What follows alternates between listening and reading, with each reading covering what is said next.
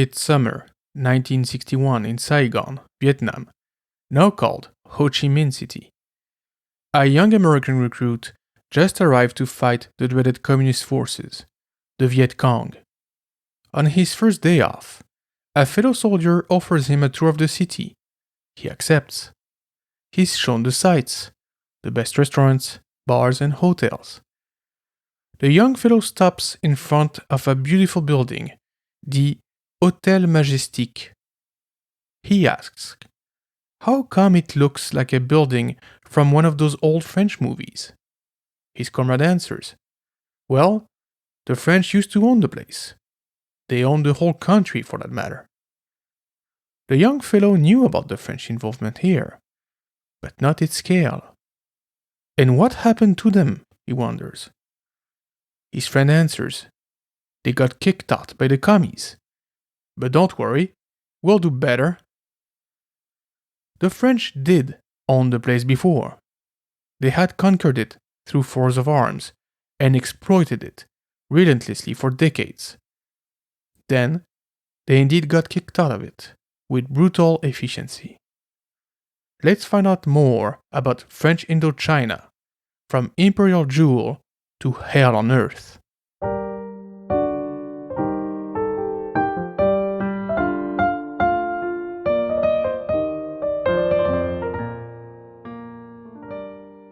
Welcome to Lafayette We're Here, the French history podcast for the American public.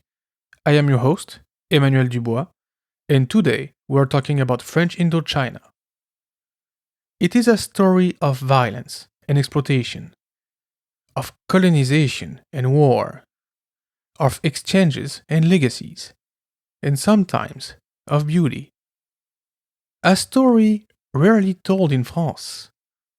As a matter of fact, as a schoolboy, I was barely aware that it was a French colony for almost a century, and I went to a French private school. The French would very much like to forget Indochina, the former colony that comprised modern Vietnam, Laos, and Cambodia.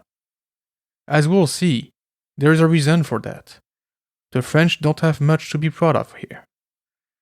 And the little good that they did for the worst of reasons.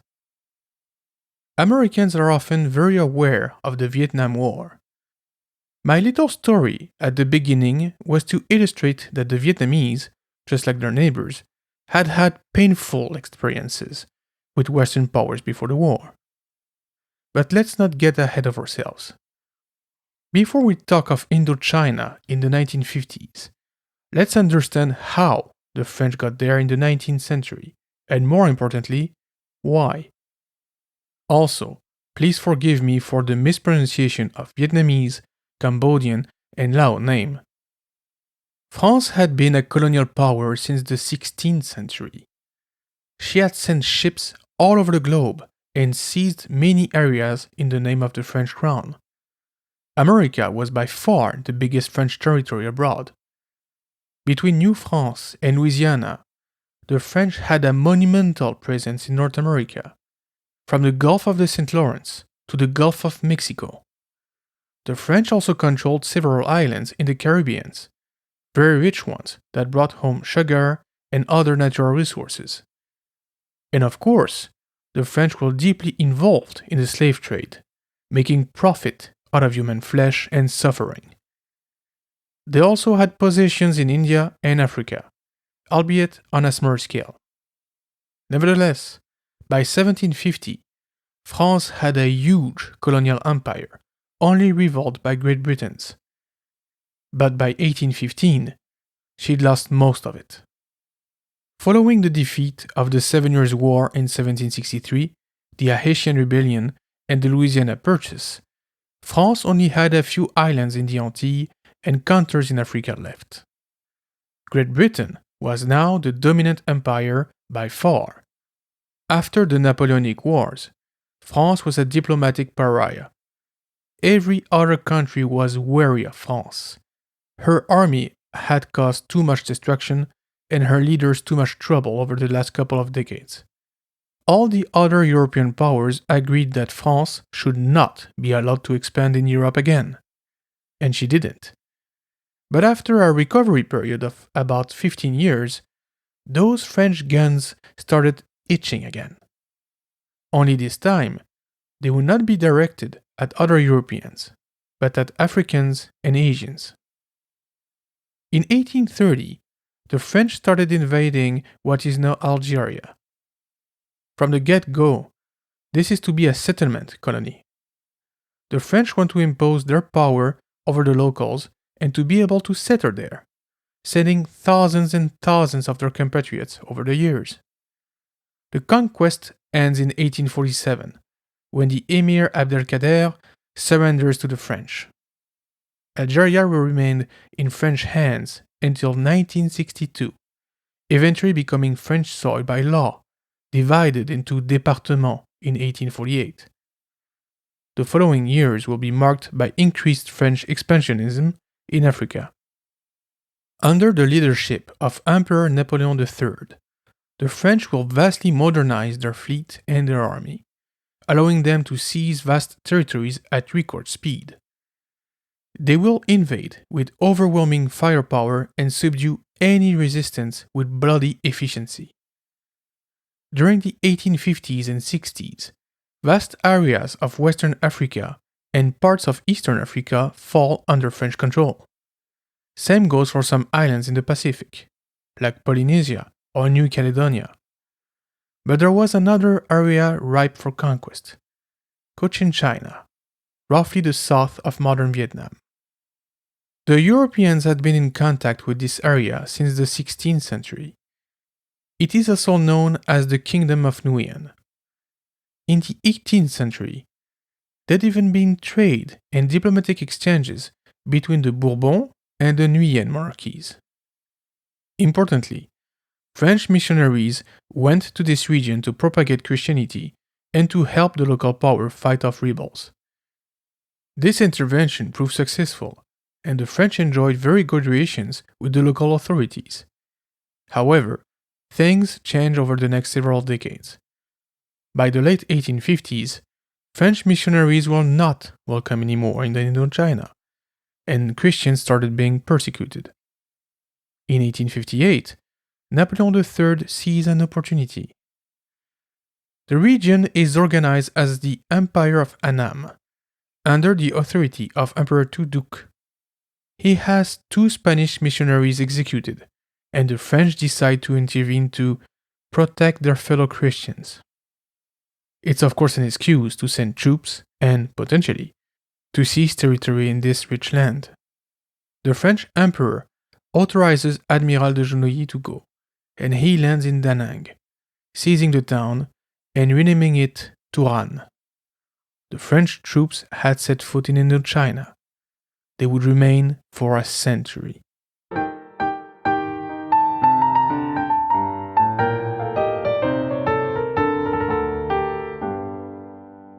Following their successful, if difficult, first conquests, the French push forward. They take Saigon in 1859 and then keep advancing inland. They want to force the emperor to recognize Christianity as a proper and authorized religion. But more importantly, they want to force him to accept the French presence in the region. The whole area was in chaos. China was also at war with France during the Second Opium War. In that conflict, the French and the British were allies, but both contemplated making territorial gains in the area following a victory. China comes out extremely weakened by that conflict in 1860, and the Europeans are in a position of force. In 1861-62, the French and the Vietnamese were fighting viciously all over the country. The French wanted huge concessions and reparations. Emperor Tuduc, recognizing that he was facing superior military might, had no choice but to accede to French demands. With the Treaty of Saigon of June 1862, he agreed to pay huge sums to the French, to authorize Christianism, and to cede the provinces of Bien Hoa, Gian Dinh, and Dinh Tuong. At the same time, Cambodia, just north of these territories, was witnessing the French expansion. Her king, Norodom I, sought French support against his adversaries in the region, notably Siam, modern Thailand, and Vietnam. The French see their chance, and in 1863, Cambodia officially becomes a French protectorate, following a show of naval force to impress the Cambodians.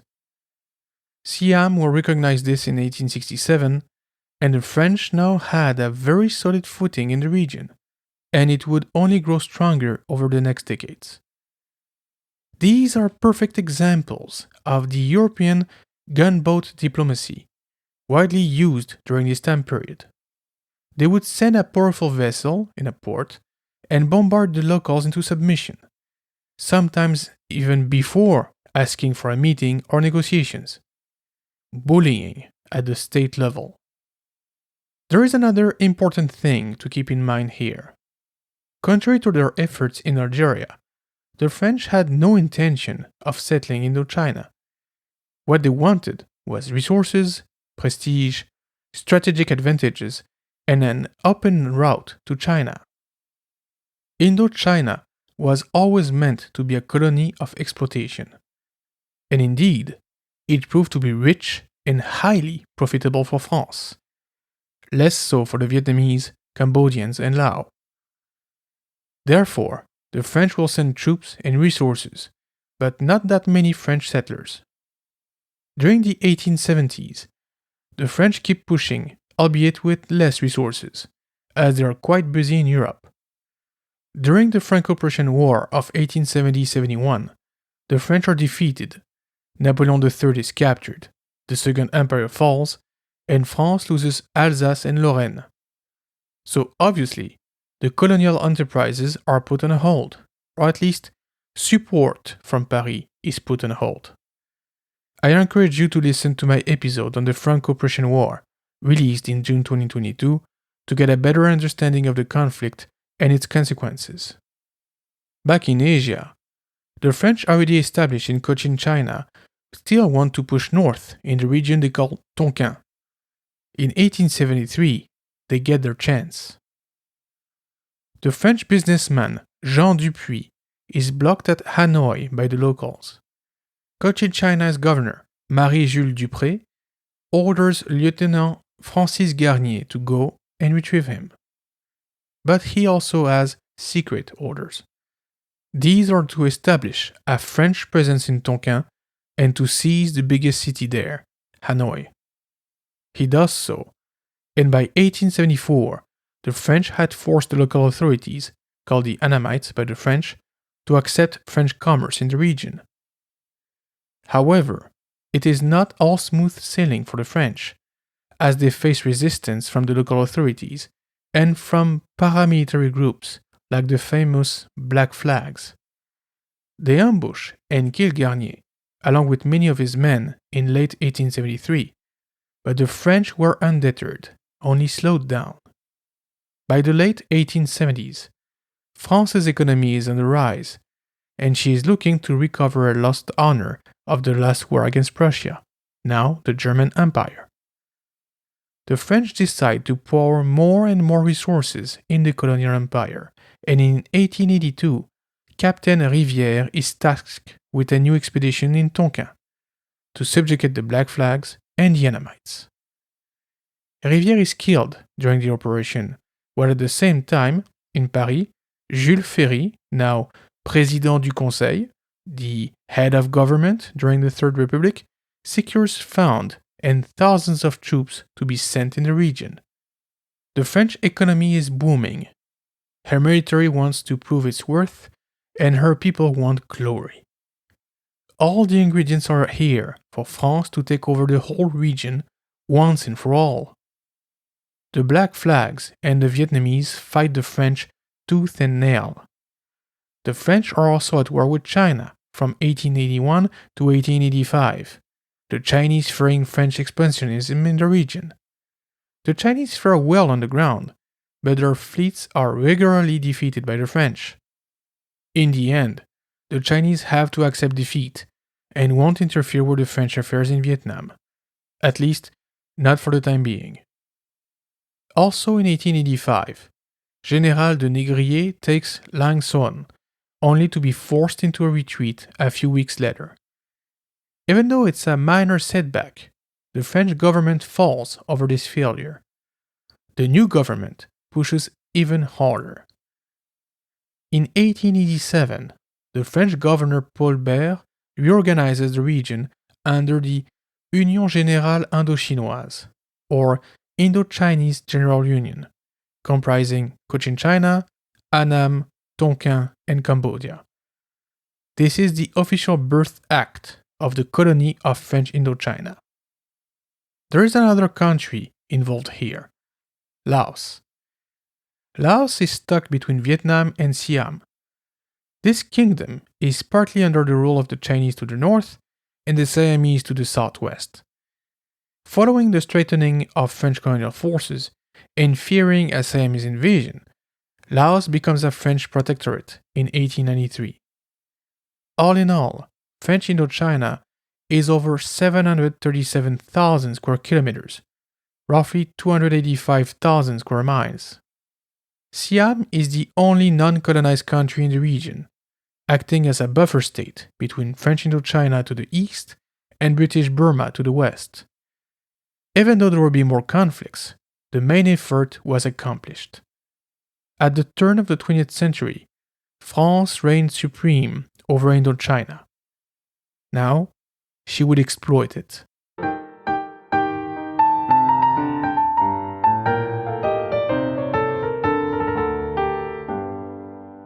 Although Jules Ferry had said in 1882 that the French went to Indochina to accomplish a, quote, civilizing mission, the reality was that they went there to make money, clear and simple. One of the main resources of Vietnam is the Hevea tree, more commonly known as the rubber tree. Rubber was a very sought-after resource, both for the booming European industries and for the military. An excellent example of that is the tire manufacturer Michelin, launched in 1889 by André and Édouard Michelin, two brothers from Clermont-Ferrand. Without this abundance of rubber coming from the colony, it would not have become the huge company that we still know today. The French spent the next couple of decades consolidating their presence in Indochina, enriching themselves and spreading the Western way of life, with a remarkable disregard for the local culture. Although they keep the Emperor of Amman in place, as well as other local figures, the real authority lays in the hands of the governor. Paul Doumer will occupy that role from 1897 to 1902 and will have major structural work started, including the North-South Railway, named at the time the Trans-Indochinois. It is still in usage today. Doumer establishes the modern colonial administrative apparatus of the colony. He also has French schools and banks established over the country. He creates new taxes on salt, opium, and rice alcohol, making Indochina very profitable, the most profitable French colony in fact. He is also very strict and rigid, ousting Vietnamese, Cambodian, and Lao functionaries and nobles in favor of French colonial functionaries. As time goes on, the Indo-Chinese, as the French call them, have less and less impact on the activities of their own country. The combination of three states into a sole colonial entity also caused problems. These states had different histories and cultures, so having all of them in one colony created tensions that will accumulate over the decades, as we will see in the 1960s and 70s, when there will be conflict against the Americans, but also amongst Cambodia, Vietnam, Laos, and China. The French had little regard for the different cultures under their rule. To them, they were all yellows, brutes, savages. A sad past and truth, one that the French would like to forget, as I said earlier, but it should not be forgotten. The French, like most of their European counterparts, took over Asia and Africa not because they were superior, but because they had better guns. Simple as that.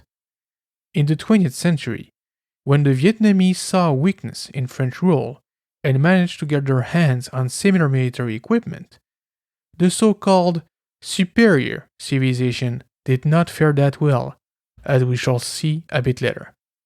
When World War I begins in 1914, France and Great Britain have a huge advantage over Germany and her allies, their colonial empires.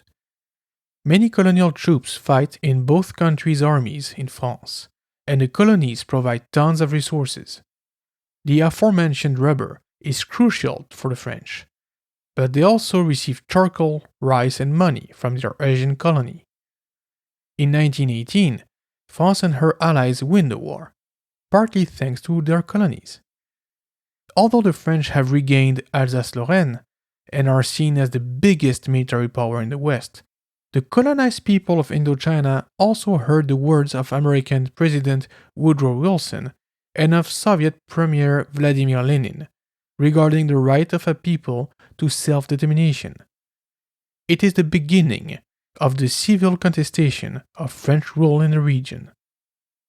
The French recognized this, and in 1919, Governor Albert Sarraut proposes an Indochinese charter giving some democratic rights to the, quote, indigenous citizens, as he calls them. In 1922, the reform is implemented, and 10 out of the 28 seats of the Colonial Council of Cochinchina are elected by native voters. A modest effort, but nevertheless a recognition that the colonial power should share her power with the locals. Of course, the French would never accept to share enough of that power, and they would increase the exploitation of the population.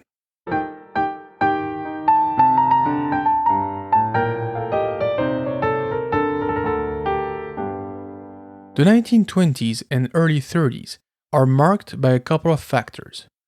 First is the rise of Japan in the region. Japan had been largely seen as a small regional power in the late 19th century. But following the country's victory over Russia in the naval conflict of 1904 and its rapid industrialization, it was now a rival to European power and interest in the region. The French invested millions in Indochina, with tremendous economical results. Mineral production was multiplied by a factor of 9 from 1900 to 1929, rice and coal by a factor of 4. Rubber exports kept increasing, with the vast majority of concessions being owned by French companies, the biggest one being Michelin. But all of that took a toll on the local population. If being a miner in a coal mine in northern France was no picnic, being an indigenous worker under French rule was downright slavery. As the French grew richer, the Vietnamese, Cambodians, and Laos grew poorer. They got help from advances in medicine, and some French doctors genuinely aided the population by providing care and medication. But overall, the Indochinese lived in horrible conditions. The French offered them ridiculously low wages, making European industrial goods unaffordable for the majority. Local craft compensated to a point, but the inequality nevertheless grew bigger between both world wars. Later effort was made to bring better education and healthcare to the population. At a time where France was offering better and better social services to her metropolitan population, her colonial citizens didn't get any of that. Some major cities underwent major transformation, with beautiful Baroque buildings being built. But these only profited the European and American tourists. Tourism was extremely strong in Indochina, with thousands of rich Westerners visiting the country every year. It is during this period that the Vietnamese nationalist movement grew stronger. Some Vietnamese wanted to negotiate with the French to obtain better treatment while remaining a colony. Others wanted to get closer to Japan and to maybe join them as fellow Asians.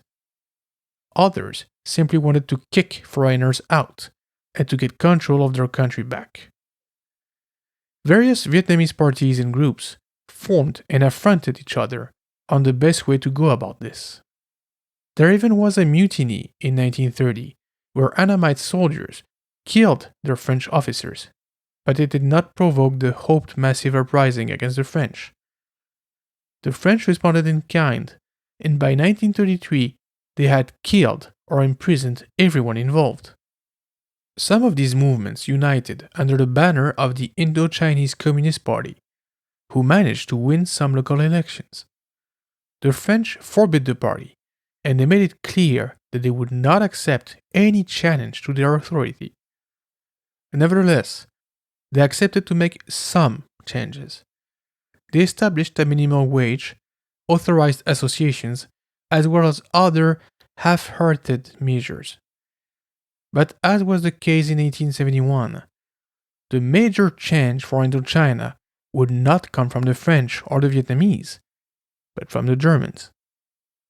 In September 1939, France and Great Britain declared war on Germany. In May-June 1940, the German Wehrmacht utterly defeated the Allied armies. The British had to flee France during the Dunkirk evacuation, and the French themselves had to ask for an armistice. I encourage you to listen to my April 2023 episode on the fall of France to better understand what happened during this critical time. Germany had an ally in Asia, Japan. The Japanese could have invaded Indochina, but the collaborationist Vichy regime prevented that. It is a unique case in the area. After December 1941 and the entry of Japan in the war, most British and American possessions in Asia and the Pacific were attacked by the Japanese, but not French Indochina.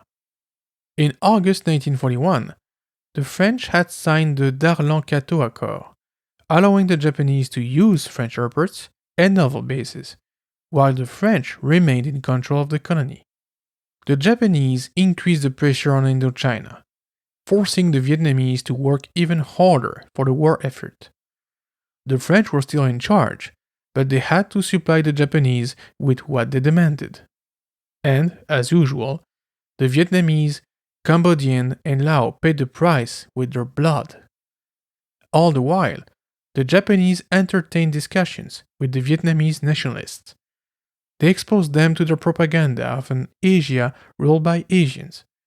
Of course, in their minds, it really meant Asia ruled by the Japanese. But the Vietnamese got the message. The French days in Indochina were numbered. The main nationalist movement at the time was called the Front for Vietnam Independence, or Vietnam Doc Lap Dong Min in Vietnamese. We know it better by its abbreviation, the Viet Minh. One of its members was Nguyen Ai Quoc, later known as Ho Chi Minh. Another was Vo Nguyen Giap. These men would bide their time and wait for the French to be weak enough to strike at the colonial government. The time came in March 1945. On March 9th, the Japanese seized power in Indochina, effectively removing and disarming the French. They feared that France would attack them from this base, now that the Vichy government was gone. This has a huge impact on the region. A few days later, the Kingdom of Cambodia declares its independence. In Vietnam, the Viet Minh also acts. They want to prepare a general uprising, but they have to deal with the fact that the provisional government of the French Republic, presided by Charles de Gaulle, has made it clear that they want to retain Indochina, by force if necessary. Ho Chi Minh is wise and patient. He has discussions with the Americans, explaining that he can drive the Japanese out of Indochina with their support. They give it to him, and the Viet Minh fight the Japanese, liberating huge parts of the country, all with American help. When Japan is defeated in August 1945, following the nuclear bombings of Hiroshima and Nagasaki, Ho Chi Minh is the only one left in charge. Although President Harry Truman supports French rule in Indochina, and the French themselves are already preparing to come back, he proclaims the Democratic Republic of Vietnam on September 2, 1945 in Hanoi. war was looming once again in Indochina.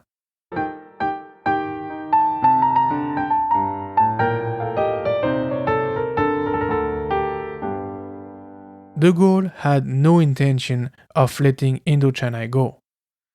Like most Frenchmen, especially the military, the humiliation of 1940 had left very deep marks. Plus, de Gaulle's view at the time was that France deserved her empire and that she should keep it at all costs. An expeditionary corps led by General Leclerc arrives in Hanoi in October 1945. The situation is chaotic. Chinese troops enter Tonkin. French troops are entering the country from the south. The Viet Minh are everywhere. The Lao make demands.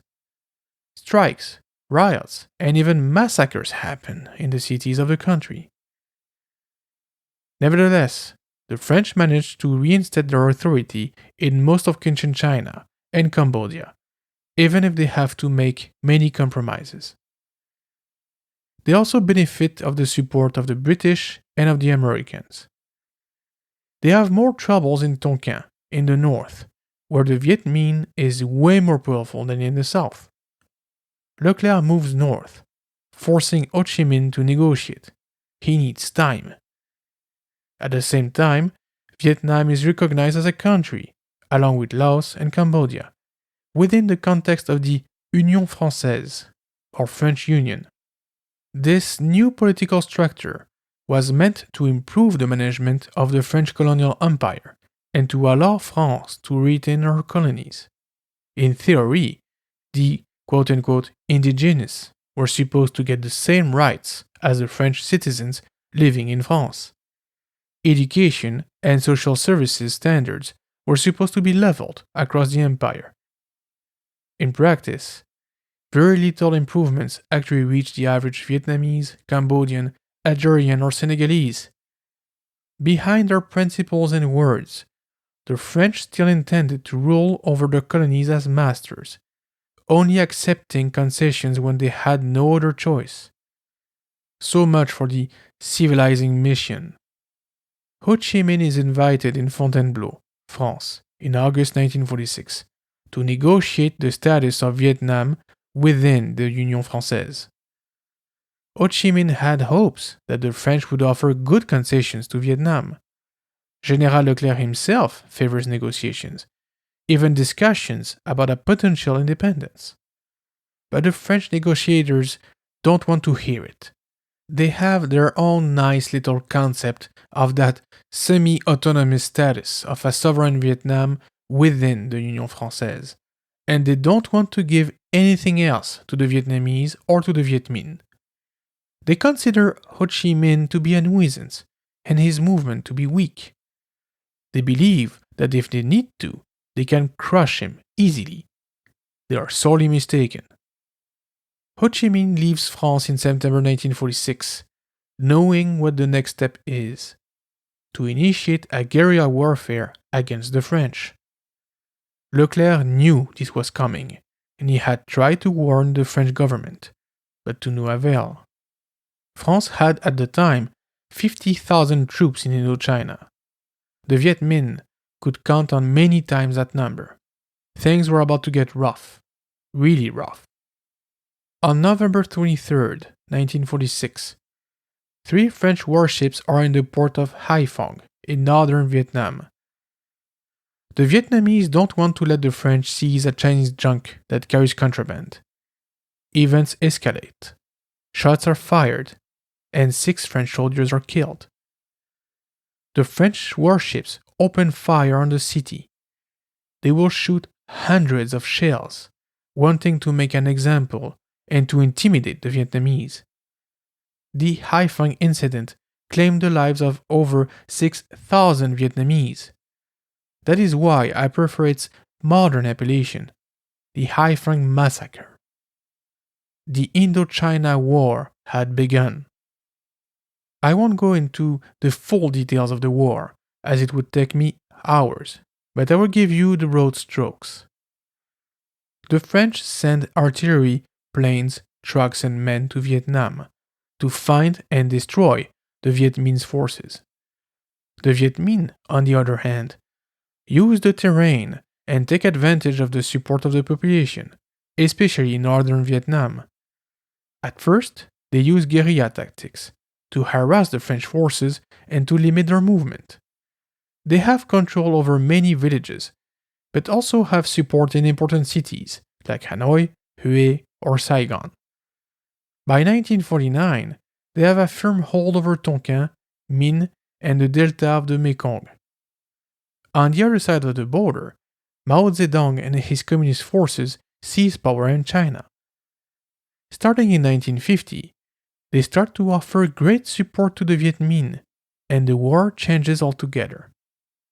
The Viet Minh started as a ragtag guerrilla army, but it soon evolves way past that. Under the political leadership of Ho Chi Minh and guided by the great general Vo Nguyen Giap, they will transform that force in a full-fledged professional army in record time. The Chinese will provide weapons, artillery, airplanes, and supplies. The Vietnamese will use these remarkably well, to the great surprise of the French, who did not expect that. Another surprise party was the Americans.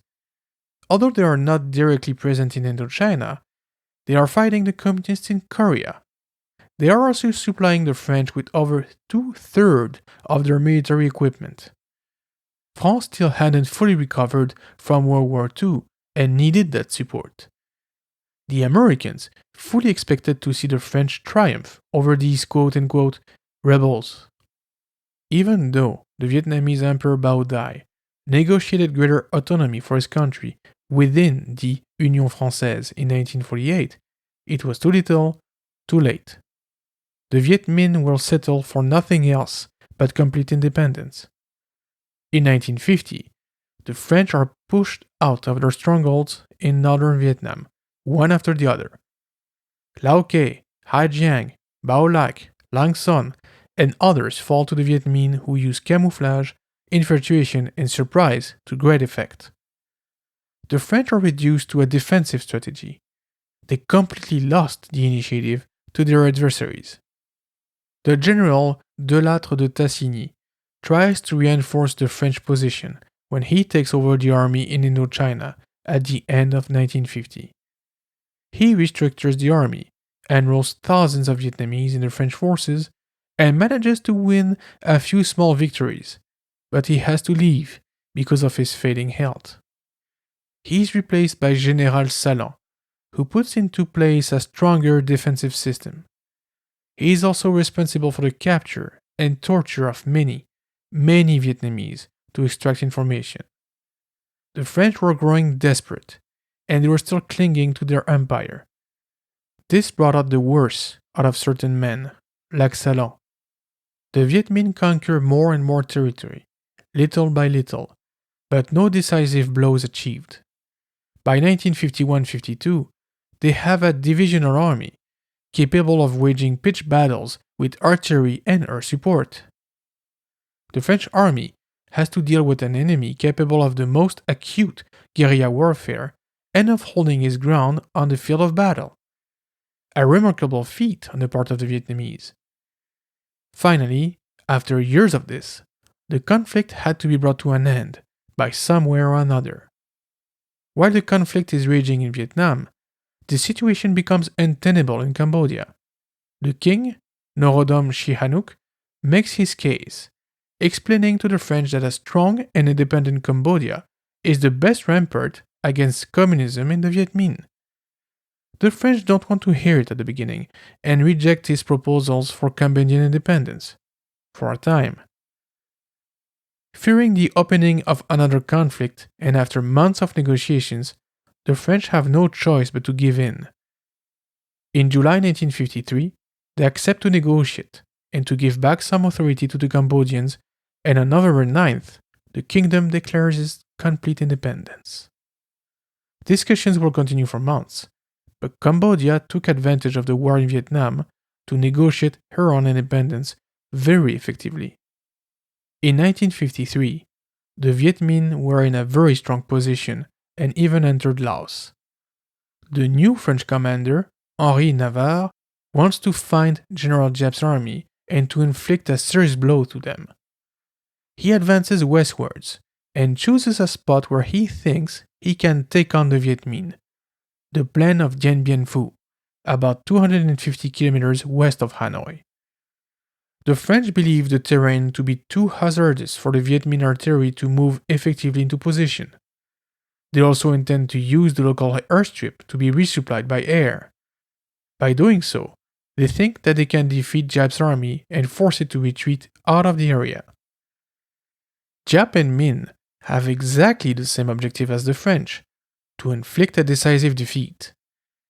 Contrary to what the French military think, they are perfectly able to position their artillery effectively and are capable of shooting with extreme accuracy. They still use the terrain to hide it, rendering the French air raids totally inefficient. They also have thousands and thousands of coolies supplying their front line, while the French struggle to get resupply.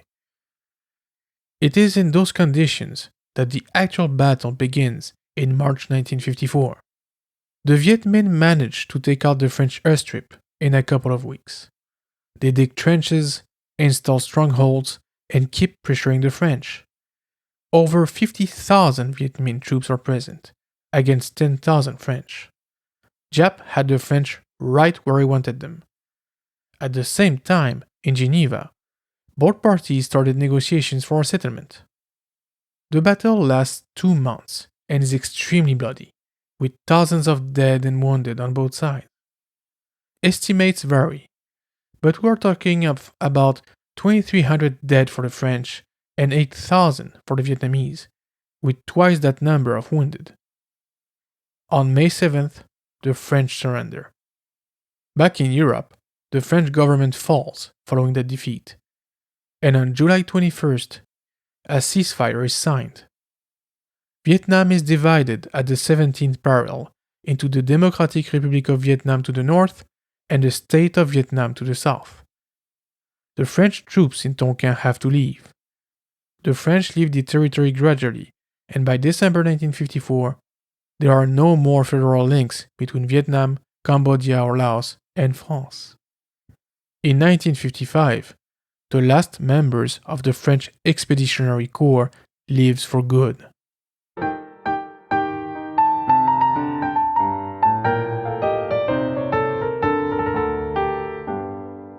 Under Emperor Bao Dai, the state of Vietnam won't abide by the terms of the treaty. In 1955, the emperor will be deposed by Ngo Dinh Diem, and the Republic of Vietnam will be proclaimed. Another country did not accept the treaty, the United States of America. The Americans will support Diem's struggle against the communists, who will answer with the creation of the National Liberation Front of South Vietnam, better known as the Viet Cong. This will be the beginning of the Vietnam War, a conflict that will claim 2 to 3 million lives after the 500,000 that just perished in the Indochina War. What to say of the French adventure in Indochina? Under the pretenses of saving fellow Christians or of bringing civilization, they mostly managed to loot, kill, exploit, and destabilize a whole region for decades, maybe more. Look at the years after the end of the Indochina War. There is the Vietnam War. That will last until 1975. And the arrival of the Khmer Rouge in Cambodia. They will be responsible for 1.7 million deaths between 1975 and 1979. All of this for what? Imperialist glory? Greed? The French called Indochina La Perle de l'Empire, the pearl of the empire, because it was so rich and brought so much to France. Even though the French did build modern infrastructures, schools, and other amenities in their colony, these were meant to help the small local elite and the French themselves, not the majority of the locals. I've heard French people say that we did some good over there. Well, I am sorry, but no. The French came with guns, imposed their authority with guns, and kept the population in check with guns. In the end, they were ousted by guns. The little good that they did was for their own profit. Indochina is barely touched upon in the French scholar system. As a kid growing up in France, I only knew about it because of the stories told by my parents and by the song La Petite Tonkinoise, the Little Tonkinese. But the French should not try to forget what they did to the Vietnamese, to the Cambodians, and to the Lao. They should own it. They should recognize it. It is the only way to move on and to grow. And hopefully, the civilizers shall become more civilized. Thank you for listening. Au revoir.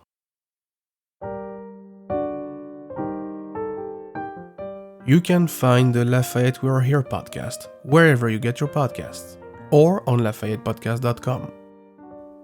If you enjoy the show, please consider becoming a patron at patreon.com/LafayettePodcast. You can also reach me on social media or by email. All the links are on the website. The music for this podcast is the Marche pour la cérémonie des Turcs, composed by Jean-Baptiste Lully, arranged and performed by Jérôme Arfouche.